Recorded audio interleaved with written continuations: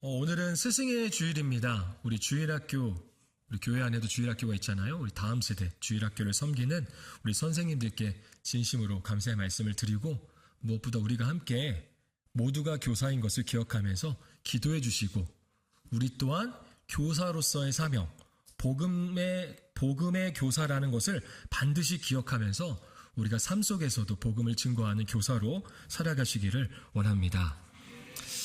복음의 교사로 살아가는 게 쉽나요? 어렵나요? 쉽지는 않죠. 어렵습니다. 왜냐하면 우리가 전하는 복음은 세상과 좀 다르기 때문입니다. 세상에서는 이렇게 해야지 평안하고 쉴 수 있다라는 것을 전하지만, 우리가 전하는 쉼과 평안은 다르기 때문이라는 거죠. 우리는 올바른 길과 참된 평안, 그리고 진짜 쉼을 전해야 합니다. 그러기 위해서는 우리가 먼저 그러한 쉼을 누릴 수 있어야 합니다. 그런데 정작 복음의 교사인 우리의 현실이 늘 그렇지만은 않다라는 것입니다. 정말 늘 우리의 삶이 쉼이 있던가요? 이번 한 주간도 잘 쉬셨나요? 계속 평안했습니까? 그렇지가 않다라는 겁니다. 요즘 뉴스만 틀면요, 삼성전자와 하이닉스 주식 이야기가 정말 많이 나오죠. 연일 최고가를 경신했다, 또 잠깐 떨어졌다 다시 올라갔다, 이런 얘기들. 뉴스뿐만이 아닙니다. 카페에 가도 사람들 모인 곳에는 늘 이 삼성전자와 하이닉스의 이야기가 끊임이 없습니다. 정당하게 땀을 흘려 일하는 노동만으로는 절대로 앞으로의 미래 그리고 노후를 준비할 수 없기에, 그러한 불안감 때문에 더욱더 사람들은 이 투자를 합니다. 밤낮 없이 일하면서도 빚을 내어서라도 위험한 투자를 감당할 때도 있습니다. 행여 나만 벼락거지가 되지 않을까 밤잠을 설치면서 핸드폰만 쳐다보는 사람들도 있습니다. 청년들과 직장들 사이에서는 나만 뒤처지고 소외되는 것을 두려워하는 이른바 포모 증후군이 팽배합니다. 포모 증후군, 소외되는 것에 대한 두려움과 불안감을 느끼는 상태입니다. 포모 증후군의 증상에는 이 5가지가 있는데요. 이렇습니다. SNS에 친구들이 새롭게 배우거나 경험한다는 소식들이 올라오면 마음이 불안해요. 이런 것도 있구나, 잘하고 있네 라고 하는 게 아니라 나는 불안한 거예요. 인스타그램, 페이스북 또는 카카오톡 그런 프로필에 봤을 때 얘 뭐 하는 거지? 나는 이런 거 모르는데? 하면서 불안감이 찾아온다는 거죠. 두 번째로는 친구들보다 내가 더 먼저 새롭고 기발한 정보를 공유해야 마음이 편안합니다. 세 번째로는 유명인이나 인기 있는 사람과는 무조건 친구를 맺고 소식을 공유하려고 합니다. 뒤처지는 걸 싫어하죠. 불안해하는 거예요. 네 번째로는 사회적인 관계, 인맥 때문에 주말 등 쉬는 날에도 자주 SNS를 확인합니다. 확인해요. 쉬는 날에도 쉬지 않고 확인합니다. 왜요? 안 하면 불안하거든요. 나만 뒤처지는 거 아니야? 나만 소외되는 거 아니야? 라는 거죠. 좋은 것을 보고 먹을 때는 반드시 사진을 찍어 SNS에 올립니다. 사실 SNS까지 아니더라도 대화나 모임을 보면 알 수 있습니다. 이러한 대화나 이러한 모임이면 진짜 평안과 쉼은 없습니다. 그럼에도 세상에 속한 사람들은 진정한 평안과 쉼이 없음에도 불구하고 이러한 것들을 끊임없이 원하고 바라고 기도합니다. 그들조차도 진짜 평안과 쉼을 얻기 위해서 그렇게 원하고 바라고 기도한다는 거죠. 이런 불안과 초조함에 억눌려 진정한 쉼을 누리지 못하는 사람들이 있고, 때로는 복음의 교사인 우리조차도 그럴 때가 있다는 거죠. 오늘 주님은 쉼을 잃어버린 우리 모두를 향해서 초대장을 내미십니다. 그 초대장의 말씀이 바로 오늘 본문이죠. 수고하고 무거운 짐진 자들아, 다 내게로 오라. 내가 너희를 쉬게 하리라. 오늘 이 말씀을 통해서 우리가 복음의 교사로서 무엇을 안고 어떻게 살아가야 되는지 그 세 가지 방향성을 함께 나누고자 합니다. 첫 번째 방향성은 바로 하나님의 꿈입니다. 하나님의 꿈이 나의 비전이 되어야 합니다. 인간은 자신이 감당해야 할 인생의 무거운 짐을 덜어내려고 어떻게든 쉼을 찾으려고 온갖 노력을 합니다. 왜 돈을 버나요? 왜 열심히 운동을 하나요? 왜 사람들과 관계를 맺습니까? 평안을 누리려고, 쉼을 찾으려고 한다는 거예요. 인도의 어떤 수행자는요, 참된 쉼을 얻겠다고 세상과 단절된 채 홀로 토굴에서 수십 년을 살았습니다. 여러분, 살 수 있습니까? 토굴에서 수십 년을 혼자 살았어요. 인도의 이야기만이 아니죠. TV를 틀면은 자연 속에서 혼자 살아가는 사람들의 이야기가 나오고 있잖아요. 그런 사람들 보면 어떻습니까? 세상과 단절돼서, 정확히 말하면 세상의 사람들과 단절하면 쉴 수 있을 거라고 믿습니다. 하지만 그것은 잠깐의 마음 힐링은 될지 몰라도 온전한 쉼은 될 수가 없습니다. 우리를 향한 하나님의 꿈은 바로 이것입니다. 세상을 피해서 우리가 도망치는 것이 아니라 바로 하나님께로 향하는 거예요. 하나님의 초대 앞에 우리가 하나님께로 나아가는 것이 하나님의 꿈입니다.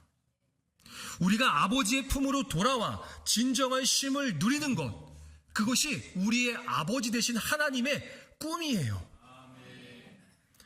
김진우 목사님의 책 중에 종의 복음이라는 책이 있는데 그 책에 보면 이런 구절이 있습니다. 아이에게는 아버지와 어머니가 최고입니다.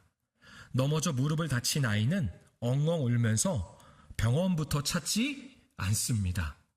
하나같이 아빠나 엄마를 찾습니다. 진짜 그렇죠. 아무리 교육을 해도요, 그렇게 안 돼요. 야, 위험한 상황이 되면은 119, 불이 나면 불이야를 외쳐야 돼. 112, 경찰에 신고해야 돼. 라고 해도요, 우선 그 상황이 닥치면 누구부터 찾아요? 엄마, 아빠부터 찾아요. 야, 엄마들은 다 엄마들을 얘기하네요. 야, 아빠도 찾습니다. 예, 아빠도 찾아요. 다친 아이가 부모를 찾을 때 올바른 부모는요, 아이를 달래고 약을 발라주고 그리고 그 아이를 온전히 책임집니다. 하나님 아버지도 마찬가지입니다. 우리가 세상에서 다치고 찢긴 마음으로 쉼을 얻지 못해서 그 상한 심령으로 있을 때, 그렇게 하나님을 찾고 부르짖을 때, 하나님께로 돌아왔을 때 우리를 달래주시고 치유해 주십니다. 고통 속에서 신음하는 우리의 소리와 우리의 시선을 바라봐 주시고 또 다가와 주시고 안아주십니다. 우리는 비로소 하나님 안에서만 누릴 수 있는 온전한 안식, 온전한 쉼을 누릴 수가 있는 거죠. 그런데 이것이 누구의 꿈이냐면 바로 우리의 아버지 되신 하나님의 꿈입니다. 우리가 하나님께로 돌아와서 그리고 하나님 안에서 쉼을 누리는 게 하나님의 꿈입니다. 이러한 하나님의 꿈이 우리의 비전이 되어야 합니다. 복음의 교사로서 나뿐만이 아니라 내 주변, 우리의 가정, 직장, 그리고 사업체를 통해서 만나는 사람들, 친구들, 이웃들, 그들에게도 하나님의 꿈을 전해야 합니다. 그들도 하나님께로 돌아와 진정한 쉼을 누릴 수 있도록 말입니다. 그렇다면 우리는 어떻게 그 쉼 속으로 들어갈 수 있을까? 두 번째 방향성은 바로 예수님의 성품입니다. 예수님의 성품이 나의 인격이 되어야 합니다. 우리 본문 28절입니다. 28절 말씀 함께 읽어보겠습니다. 수고하고 무거운 짐진 자들아 다 내게로 오라. 내가 너희를 아멘. 예수님은 우리 모두를 초대하시고 초청하십니다. 다 내게로 오라 라고 하죠. 여기서 오라라는 말의 원어의 의미를 보면은 하나가 빠졌어요. 어서 오라예요. 어서 오라. 속히 오라라는 거예요. 그냥 마냥 기다리는 게 아니라 주님께서 재촉하십니다. 그러니까 이런 거죠. 주님이 우리에게 이렇게 말씀하시는 겁니다. 수고하고 무거운 짐짐자들아, 세상으로부터 평안을 얻기 위해서 이 세상에서 세상의 것으로 또는 너의 능력과 너의 지혜로 얻으려고 무진장 애쓰면서 무거운 짐을 지었던 내 사랑하는 자녀들아, 다 내게로 와라, 빨리 와라, 속히 와라 라는 거예요. 주님이 그렇게 따뜻하게 우리를 맞아주시는 겁니다. 그렇게 격려해 주시는 겁니다. 당시의 종교 지도자였던 바리새인들은요, 백성들에게 토라의 멍에를 짊어지었어요. 토라는 쉽게 말해서 율법이에요. 그 당시에 수백 가지의 까다로운 율법에 그 무거운 짐을 지었습니다. 숨막히는 종교 생활이었죠. 왜냐하면 율법을 다 지킬 수가 없거든요. 그러니 늘 나는 다 못 지켰어. 내가 지킨 것만 자랑하고 나는 지키지 못해 라는 거예요. 진짜 평안이 없는 거죠. 진짜 쉼이 없는 겁니다. 그러나 예수님은 전혀 다른 멍에를 제시하십니다. 우리 이어서 29절입니다. 29절 함께 읽어보겠습니다. 나는 마음이 온유하고 겸손하니 나의 멍에를 그리하면 너희 마음이 쉼을 얻으리니. 아멘. 예수님은 어떤 분이세요? 온유하고 겸손하신 분입니다. 온유하고 겸손하신 예수님께서 우리를 빨리 부르시는 거예요. 너 율법을 못 지켰어? 몽둥이 들고 기다리시는 게 아니라 우리를 안아주려고. 그동안 힘들었지. 정말 수고했다. 때로는 허무했지. 그래, 일로 와. 내가 안아줄게. 너에게 진짜 쉼을 줄게. 이게 바로 예수님의 온유하심과 그리고 겸손하심입니다. 결국 예수님은 성품으로서 우리를 맞아주십니다. 당신의 성품으로 맞아주시는 거예요. 우리도 그렇잖아요. 성품이 좋은 분들을 만나면 마음이 어때요? 내 마음이 편안해져요. 쉼을 누리는 것 같아요. 그 사람과 함께 있으면요, 1시간, 2시간, 3시간도 지치지가 않아요. 계속 같이 있고 싶어요. 그런데 성품이 안 좋은 사람들과 함께 할 때는요, 힘들어요. 아무리 그 사람이 옳은 말을 하고 또 나에게 좋은 말이라고 덕담을 해줘도요, 피곤합니다. 막 피로도가 막 쌓여요. 빨리 그 자리를 뜨고 싶어요. 예수님은 당신의 성품으로서 온유하심과 겸손함으로써 우리를 부르십니다. 그리고 그 성품이 우리 안에 있기를 원하십니다. 우리가 예수님을 기억하면 됩니다.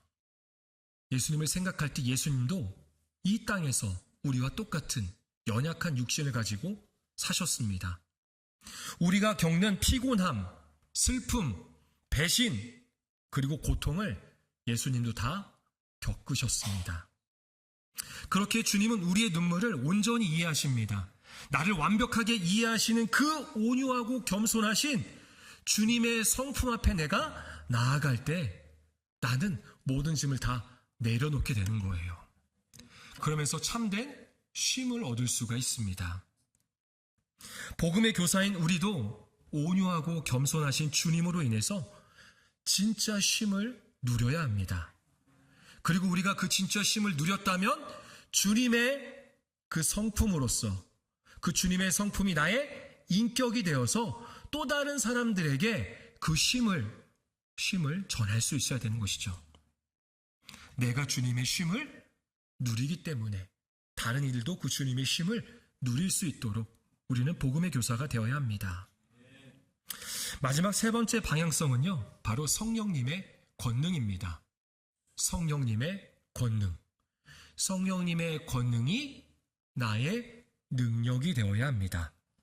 우리 다시 한번 29절입니다. 29절 함께 읽어보겠습니다. 나는 마음이 온유하고 겸손하니 나의 멍에를 메고 내게 배우라. 그리하면 너희 마음이 쉼을 얻으리니. 예수님은 나의 멍에를 메고 내게 배우라 라고 말씀하십니다. 멍에가 뭘까요? 멍에. 멍에 써보신 분 있으십니까? 예, 써보면 안 됩니다. 사람이 쓰는 거 아닙니다. 예. 소나 말에게 씌우는 거죠. 일을 할 때 그 소나 말의 주인이 씌워서 일을 합니다. 일을 하게 합니다. 그 당시에 팔레스타인 지역에서는요, 소 2마리에게 이 멍에를 씌웠습니다. 그래서 둥근 나무 기둥으로 만든 것을 목에다 얹어서 일을 할 때 편리하게 쓰는 도구인 거죠. 그런데 우리는 멍에를 맨다고 하면 왠지 그런 느낌이 듭니다. 아, 나를 구속하나? 나를 노동시키려고 하는 건가? 나를 피곤하게 하려고 하는 건가? 라는 생각이 있다라는 거예요. 하지만 예수님의 멍에는 다릅니다. 예수님의 멍에는 달라요. 여러분 여행 가보신 적 있죠? 초행길, 전혀 잘 알지 못하는 곳에 처음 운전해서 갈 때 어떻게 하죠? 지도를 펴가지고 몇 번 국도로 가야 되나 이렇게 하지 않으시죠? 다 요새는 내비게이션을 킵니다. 그래서 목적지를 누르고 안내를 누르면은 이 내비게이션이 잘 안내를 해줍니다. 내비게이션은 내가 내 마음대로 가는 것을 막는 구속 같지만 사실은 구속이 아닌 거죠. 나를 가장 안전하고 빠르게 그렇게 안내를 해줍니다. 그렇게 목적지로 갈 수 있도록 안내를 하는 게 내비게이션이죠. 때로는 벌금으로부터 우리를 지켜줍니다. 지켜야 할 속도, 또 지켜야 할 신호들을 알려줍니다. 이처럼 멍에의 진짜 목적은 가축을 짓누르는 것이 아니라 주인의 뜻에 따라서 이 가축들이 가장 효과적이고 안전하게 움직이게 하는 도구입니다. 그렇게 본다면 주님의 멍에는 예수님의 멍에는 바로 예수님의 뜻대로 우리가 순종하게 합니다. 예수님께서 가장 좋은 길로, 가장 안전한 길로 우리를 안내해 주실 것인데 그러한 멍에를 우리에게 씌우시는 거예요. 우린 거기에 순종하면서 나아가는 것이죠. 그래서 예수님의 멍에는 우리에게 은혜의 도구가 됩니다. 우리 인생의 가장 무거운 짐을 생각했을 때 과연 무엇일까? 그것은 바로 죄의 짐이겠죠. 죄의 짐. 죄의 멍에 눌려 있다면 우리는 그것보다 힘든 것이 없습니다. 남들보다 더 누리고 싶은 욕심, 내 힘으로, 내 능력으로, 내 지혜로 쉼을 얻으려고 하는 교만. 이 모든 것은 내가 내 삶의 주인이라는 죄악된 증거입니다. 내가 내 삶의 주인이 되었을 때 결국 우리는 죄의 멍에로부터 벗어날 수가 없어요. 예수님의 멍에를 맨다는 것은 이제 내가 내 인생의 주인의 자리를 내가 아니라 예수님에게 돌려드리는 겁니다. 그렇게 철저히 순종하는 것입니다. 내 삶의 주인이 예수님이 되실 때 예수님은 십자가에서 우리의 죄의 짐을 다 이미 감당하셨고 그리고 앞으로 우리의 인생을 끝까지 책임져 주십니다. 하지만 내 고집과 자아를 꺾고 예수님의 멍에를 매는 것은요, 내 의지로만은 불가능합니다. 내 노력 그리고 나의 능력과 지혜로는 불가능합니다. 오직 성령님의 권능, 그 성령님의 권능으로만 가능한 것입니다. 성령님께서 내게 능력을 주실 때 예수님의 멍에는 결코 무거운 것이 아니라 나를 쉴만한 물가로 인도하시는 바로 쉼의 내비게이션이 되는 것입니다. 혹시 하나님의 일을 감당하는데 힘이 드십니까? 오늘 이 예배의 자리에 나오는 게 되게 버겁습니까? 교회 봉사를 할 때도 또는 삶 속에서 복음적 삶을 사는 게 의미가 없고 부담이 된다고 느껴지십니까? 상처받고 서러울 때가 있으십니까? 내가 나의 주인이 되어 나의 능력과 지혜로 감당하려고 하면 이보다 더 힘든 멍에는 없습니다. 그게 죄이기 때문입니다. 나의 주인의 자리는 오직 예수 그리스도임을 고백해야 합니다. 그럴 때 예수님의 영이신 성령님께서 우리 안에 내주하시고 우리에게 능력을 주십니다. 그 능력으로 감당하면요, 육체적으로, 정신적으로 피곤할 수 있고 또 물질적으로는요, 더 채워지지 않고 오히려 소진될 수도 있어요. 감정 소모가 될 수도 있습니다. 그런데 그럼에도 불구하고 행복합니다. 그런데도 불구하고 평안합니다. 이상하게 쉼을 얻습니다. 억울하거나 충분히 내가 나를 드러낼 수 있는 일도, 또는 나는 할 말은 하는 사람이에요 라고 했던 사람도요, 온유와 겸손으로 묵묵히 예수님의 성품을 드러냅니다. 그것이 진정한 쉼을 알고 또 누리고 또 함께 누리기를 원하는 것입니다. 성령님의 권능이 우리 모두의 능력이 되기를 소망합니다. 말씀을 맺겠습니다. 이전에 배우 이성균과 가수 아이유가 출연했던 나의 아저씨라는 드라마가 있습니다. 나의 아저씨라는 드라마인데요, 주인공 이지안이라는 20대 여성은 그 이름의 뜻이 지안, 그러니까 이를 편안할 안입니다. 그래서 그 뜻은 편안함에 이르다입니다. 지안, 편안함에 이르다인데요. 하지만 그녀의 삶은 이름과 정반대였습니다. 어릴 적부터 부모의 빚을 떠안고 차가운 세상의 폭력과 그리고 가난 속에서 수고하고 무거운 짐을 홀로 진 채 도끼 하나로 살아가고 있었습니다. 그렇게 매일 하루하루를 버티며 살아가는 사람이었습니다. 진정한 쉼이라고는 단 한 번도 누려보지 못한 아주 처절한 인생이죠. 그런 그녀가 자신을 진심으로 이해해주고 또 품어주는 따뜻한 좋은 어른들을 만나게 됩니다.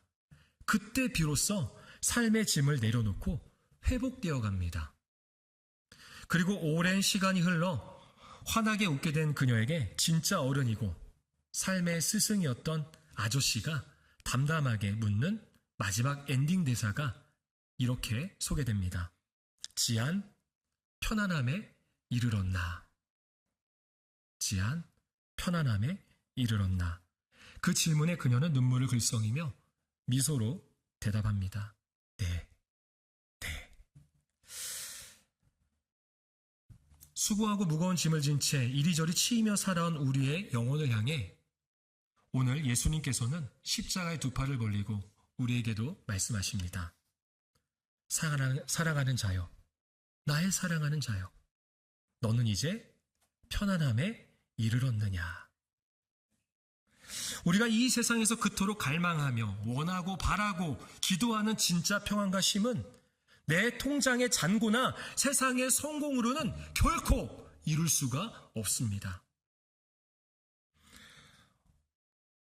우리가 당신의 품에 돌아와서 진정한 쉼을 누리기를 원하는 하나님의 꿈이 나의 비전이 될 때, 우리의 모든 아픔과 고통을 이해하시며 어서 오라 안아주시는 예수님의 겸손과 그 온유한 성품이 나의 인격이 될 때, 그리고 내가 나의 주인이 아니라 오직 예수 그리스도가 나의 주인 되심을 고백하게 하는 성령님의 권능이 나의 능력이 될 때, 우리는 진정한 평안과 쉼을 얻을 수가 있습니다.